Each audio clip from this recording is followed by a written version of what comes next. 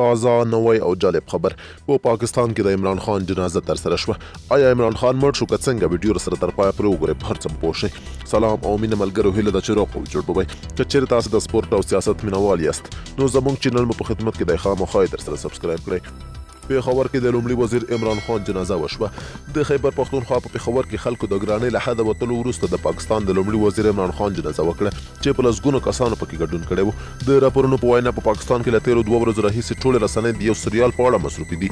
ځکه د میر پاس هم تو په نوم یو سریال وروستۍ برخه خپره شوې ده چې پاکستاني رسنۍ او ټولنیز رسنۍ د همغه ډرامې په اړه مصروفې دي خو بل لوري ته بیا ځینو خلکو د ګرانۍ له کبله د دغه هېواد د لومړي وزیر جنازه پورته کړې ده په ټولنیزو رسنیو کې خپره شوې ویډیو کې ښکاري چې د پاکستان د لومړي وزیر عمران خان جنازه په داسې حال کې پورته کیږي چې د خیبر پښتونخوا په پېښور کې لسګونه خلک راغونډ شوي دي او مخې ته یو کټ ښودل شوی دی چې په سمبولیکه توګه پکې یوه جنازه ایښې ده او دا جنازه د پاکستان د لومړي وزیر عمران خان ده دغه خلک چې راغونډ شوي دي د عمران خان سمبولیکه جنازه یې له دې امله کړې ده چې په پاکستان کې ګراني تر دې حده پورې رسېدلې ده چې غریب خلک ان د وړو د اخیستلو توان هم نه لري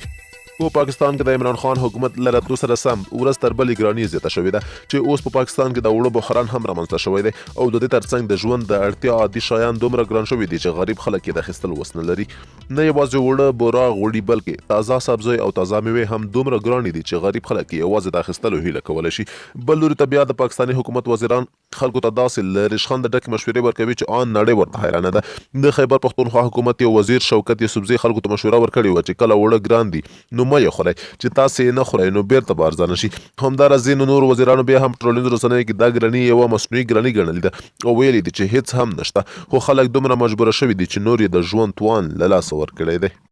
درنو کتونکو له تاسو څخه ډېره زیاته مننه چې ویډیو مو راسره تر پایه پورې وکته که ویډیو مو خوښه شوې وي لایک او شیر یې کړه او همدارنګه زموږ چینل هم درسره سبسکرایب کړئ تر یوې بلې نوې ویډیو پورې د خدای په امان